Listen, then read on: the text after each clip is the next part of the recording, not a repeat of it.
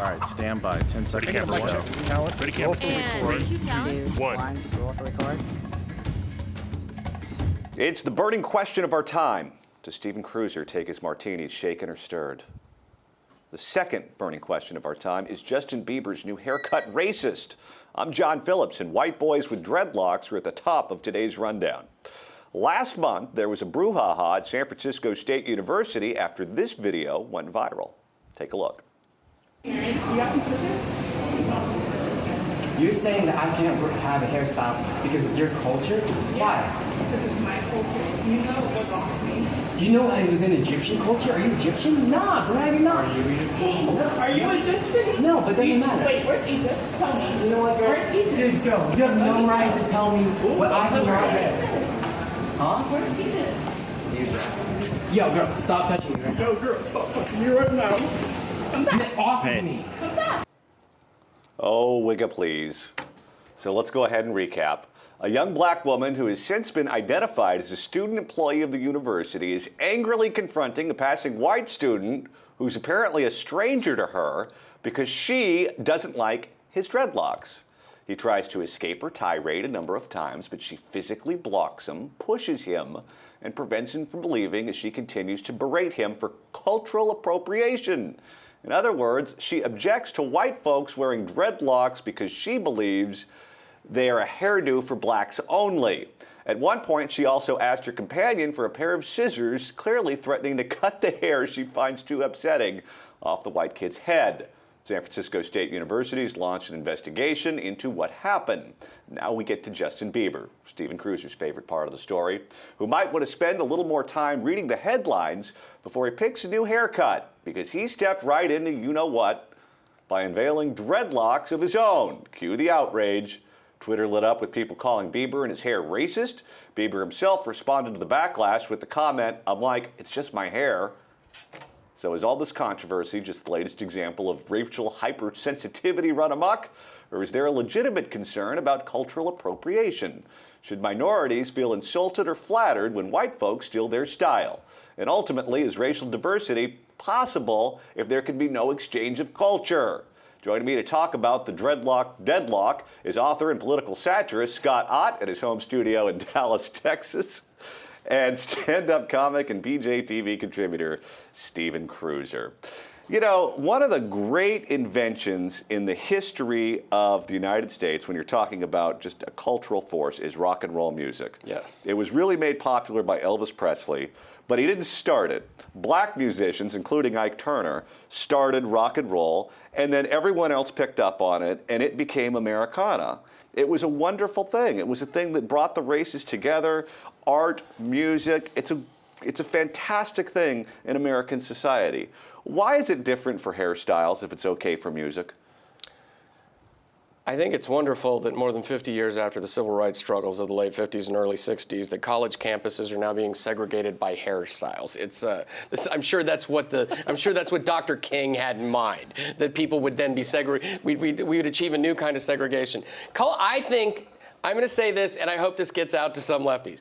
Cultural appropriation is nonsense, okay? You cannot be pimping multiculturalism for 30 years and then get mad at cultural appropriation. Or you pick one or the other. Don't try to do both. If you want everybody to be going around and sharing cultures and everything, I remember when my daughter was in elementary school, they would have these days with the different foods, the this, the that, the folk dances, but don't touch. Is that what you're saying? No, you watch, don't touch. No, this is ridiculous. This is insanity. You asked at the beginning, this is insanity at a new level. The notion that hairstyles are part of your culture. So we should all be wearing powdered wigs and carrying around snuff boxes because we're white Americans? No. Just no. Scott, now I believe you got dreadlocks when you went on that cruise to Jamaica. Did you face any sort of controversy or any sort of harassment when you came home? Well, you know, having reviewed that video carefully during the last 2 minutes, one of the things that I notice is how happy that woman seems to be in that conversation. And when she turns around, you can see she's smiling. I think personally that this was simply a misunderstanding. This was the worst pickup line ever. She was trying to pick this guy up and thought that this could get him to stop for a moment. And she actually starts pulling him back toward her, smiling as he's walking away. You know, the fact that the university has agreed to investigate this is, to me, the only thing that's wrong with this entire situation. Because I was in college, we got in a lot of stupid arguments about stupid things in college, and the university didn't investigate them. The second thing is, with the Justin Bieber video, the picture of Justin Bieber, if you look carefully at that, Justin Bieber is being totally multicultural. He's got the dreadlocks and the hockey jersey. So he's got both the black and the white represented there, and he is bringing people together. Yet this is all just silly. If nothing else, I would think that anybody who considers dreadlocks to be part of black culture or African-American culture or whatever culture would look at this and go, look at the impact we're having. White people want to be like us. Are universities just so far gone that they're beyond repair? Because you see stuff like this happen all the time. These insane stories that you think are coming from The Onion, but they're actually happening at big universities, and not just the big public ones like San Francisco State. This could just as easily have happened at some private Catholic college in the middle of the country. This is my school, the University of Arizona, is this bad now. Super whacked out leftist free. Here's your free speech zone. They have a free speech zone there, and I'm in America. I'm pretty sure this is all, and this is a public university. So, but I fear that this may be the case because we're sending these people in the world to be the adults who will ostensibly run the future. And these kids can't handle anything right now. They're the most fragile, weak, pathetic people who their feelings are tramped on by everything.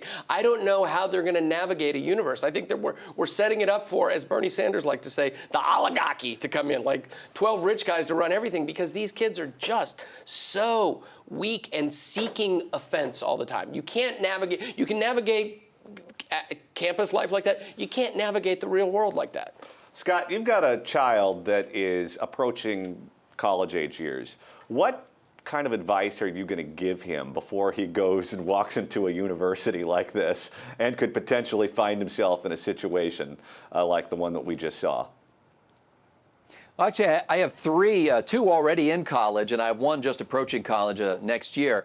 And I think my kids are pretty well prepared. I mean, they know that the world can be a crazy place, and they do their best to be gracious in response to people who see things differently than they do. But they also know how to defend what they believe. And they know how, and sometimes they'll come home to me, and they have for years and years. They'll come home and they'll say, "Hey, so and so said this. Is that right? What do you think of that?" You know, or in their more sort of mildly rebellious stages, they will throw it in my face and challenge me just to see how I respond to it. So I think if good parenting can go a long way. But frankly, once your little bird leaves the nest, once they get out there, they're going to be subject to a lot of different kinds of stimuli. And you've got to hope that you've laid the foundation so that they just, don't go off the deep end. And more than anything, I just hope none of my kids get dreadlocks, even the girls. Justin Bieber, is this going to hurt his career at all, or is he just fine? It's a one-day story. And nothing hurts his career. He's got the #1 song of the year. He's going to be fine. He's Canadian, and that's not even a real country, and they're doing. No, I'm kidding. He's a talented kid. It's a good look for him. It's actually a better look than that old bowl haircut he had or whatever when he was first coming. So he's gonna be fine with this. He looks great. There's I decided with my daughter, who's going to college next year too. Early on, her mother and I, even though we're divorced, we used to work on stuff like this, and we've decided early on that expressions of individuality via hairstyle were all okay. They were all on the table because that can be undone. If you want to color it, you want to dreadlock, you want to do this, you want to go ahead with that. Don't get the tattoo. Do whatever you want with your hair, but because we can undo that later. But when she first decided to color it, we did this big thing where we pretended we had to powwow about it, even though we decided like 6 years earlier it was okay. So expressions of individuality through the hair, no cultural appropriation, no, it's fine. I always like it when kids express themselves non-verbally. Yes, it's better. That's always the way to do it. Although my best friend's dad growing up had, I think, the best line ever on tattoos. What? He said that tattoos are a permanent reminder of a temporary feeling. Yeah. And I never forgot that. Yeah. My stepfather was he had one tattoo he got when he was drunk and in the Navy, and he said, and he just would point out, it's his worst mistake I ever made. Don't ever get a tattoo. There you go. All right, now it's time for you to tell us what you think. Is Justin Bieber's haircut racist? Let us know your thoughts in the comment section below.